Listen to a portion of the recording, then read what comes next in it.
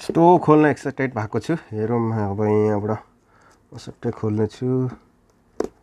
डरै प्लास्टिक हालेर रहेछ। प्याकिङ चाहिँ राम्रै गरेर रहेछ। हेरौँ अब भित्र सामान चाहिँ कस्तो छ बा नक्कली छ कि कस्तो छ। र बक्स चाहिँ राम्रो दिएको रहेछ। पुरा भिआइपी तरिकाले चाहिँ प्याकिङ गरेर रहेछ। अब हेरौँ। अरे घडी त यहाँ टक्क राखेको रहेछ, तर एकदम हल्का जस्तो स्टिलकै जस्तो छ। यहाँ सिम स्लट चाहिँ यता देखाएको छ। त्यसपछि पुल आउट क्यामेरा, यो चाहिँ क्यामेरा रहेछ। यहाँ चाहिँ यस्तो खालको रहेछ। अब एकचोटि खोलेर त्यसपछि यो चाहिँ घडी हो। त्यसपछि मैले साथमा पावर ब्याङ्क पनि मैले मगाएको थिएँ। यो भित्र साथमा के आएको रहेछ। यो चाहिँ आइमी दिएको रहेछ, आइमी कोड। त्यसपछि यो चाहिँ कसरी झिक्ने आयो। यो भित्र चाहिँ के दिएको रहेछ। यो घडी चाहिँ भयो। त्यसपछि पावर ब्याङ्क, यो चाहिँ 2000 mAh को भनेर देखाएको थियो। अब कतिको चार्ज टिक्छ अब हेरौँ। यो पावर ब्याङ्क भयो। त्यसपछि यो चाहिँ चार्जर र ऊ चाहिँ एकै ठाउँ लगाएको रहेछ। चार्जर, त्यसपछि फिता चाहिँ सिङ्गल रहेछ। कालो ठिकै राम्रो रहेछ। यो एउटा भयो। त्यसपछि यो चाहिँ चार्जर मुनिबाट यसरी लाउने होला सायद। यो एउटा भयो। त्यसपछि यहाँ दिएको रहेछ, यो चाहिँ सायद अर्को घडीको अर्को लाउँदाखेरि हो रहेछ। अर्को चेनवाला लाउँदाखेरि हाल्नुपर्ने होला। यो चाहिँ यो दुईवटा दिएको रहेछ। त्यसपछि यो चाहिँ सायद सिम निकाल्नुको लागि दिएको हो कि के को लागि सायद। त्यसपछि अर्को युएसबी पनि दिएको रहेछ। युएसबी टाइप सी दिएको रहेछ। त्यसपछि यहाँ चाहिँ के छ अर्को त ठिकै। अब त्यो युजर म्यानुअल दिएको रहेछ। यहाँ चाहिँ युजर गाइड भनेर लेखेको रहेछ। यो चाहिँ क्युआर कोड, यो ट्युटोरियल भिडियोको लागि दिएको रहेछ। यसपछि के छ अब यसमा अर्को रहेछ। फेरि यसमा टेम्पर ग्लास पनि दिएको रहेछ स्क्रिनको लागि। यो पनि साथमै दिँदो रहेछ। यो राम्रो भयो।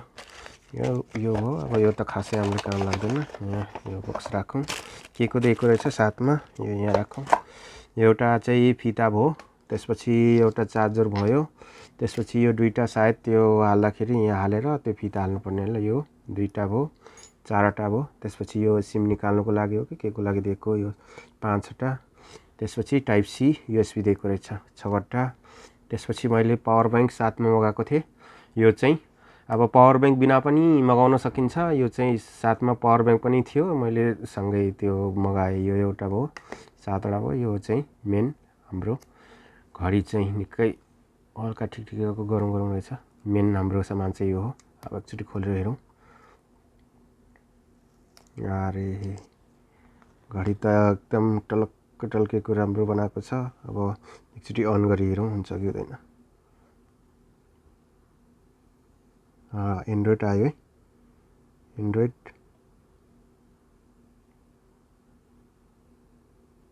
एन्ड्रोइड आयो, रोकिरहेछ। डिस्प्ले चाहिँ 2. अरे एन्ड्रोइड एउटा मोबाइल जस्तै रहेछ। यसमा चाहिँ ब्लुटुथ सिम कार्ड सबै लाग्छ भनेर देखाएको थियो। लाग्छ कि लाग्दैन म यो भिडियोमा चाहिँ, अब भिडियो लामो हुन्छ होला। अर्को भिडियोमा चाहिँ म ब्लुटुथ चल्छ कि चल्दैन र वाइफाईहरू यसमा कनेक्ट हुन्छ कि हुँदैन, 5G भनेर चाहिँ दिएको छ। अब हुन्छ कि हुँदैन म एकचोटि अर्को भिडियोमा चाहिँ म बनाउने छु। यो भिडियो चाहिँ लामो हुन्छ होला। त्यसैले चाहिँ म आज चाहिँ यो अनबक्सिङ गरेँ। अर्कोमा चाहिँ वाइफाई कनेक्ट हुन्छ कि हुँदैन, अनि एप्स पनि डाउनलोड हुन्छ, गुगल प्ले पनि छ भनेर देखाएको छ। त्यो एकचोटि अर्को भिडियोमा चाहिँ। यहाँ चाहिँ सिम कार्ड हाल्नु भनेर देखाएको रहेछ।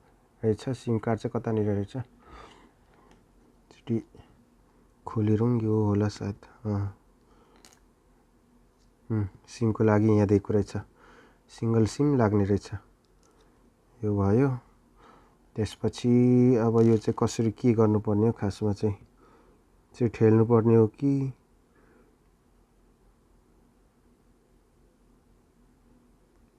यो थिचे लोडिङ भनेर दिइरहेछ, अन हुँदैछ। भिडियोमा तपाईहरुले देख्न सक्नुहुन्छ कि अन भयो। त्यसपछि अन भइसक्यो। अब यसलाई यसो गर्दाखेरि प्ले स्टोर पनि साँच्चै रहेछ, यहाँ प्ले स्टोर भनेर देखाएको रहेछ। चल्नु त राम्रै चल्दो रहेछ। यहाँ वाइफाई देखाएको रहेछ, इन्टरनेट, यहाँ के ब्लुटुथहरु, ब्याट्री चाहिँ 66% रहेछ। यहाँ ब्राइटनेसहरु देखाएको रहेछ। ठिकै छ, हेरौँ। अब अर्को भिडियोमा चाहिँ म तपाईहरुलाई यसमा चाहिँ सिम सपोर्ट गर्छ कि गर्दैन, अनि प्ले स्टोरबाट हामीले चाहिने एपहरु डाउनलोड हुन्छ कि हुँदैन, अनि जुन उनीहरुले चाहिँ 8GB र्याम 128GB स्टोरेज भनेर देखाएको थियो त्यो छ कि छैन, म अर्को भिडियोमा चाहिँ देखाउने छु। आजको लागि यति नै। हाम्रो घडी चाहिँ ओपन भइसक्यो। अब हेरौँ कतिको तात्छ तात्दैन। म अर्को भिडियोमा चाहिँ सबै जानकारी म तपाईहरुलाई दिनेछु। यो चाहिँ M99 को स्मार्ट वाच हो, एन्ड्रोइड।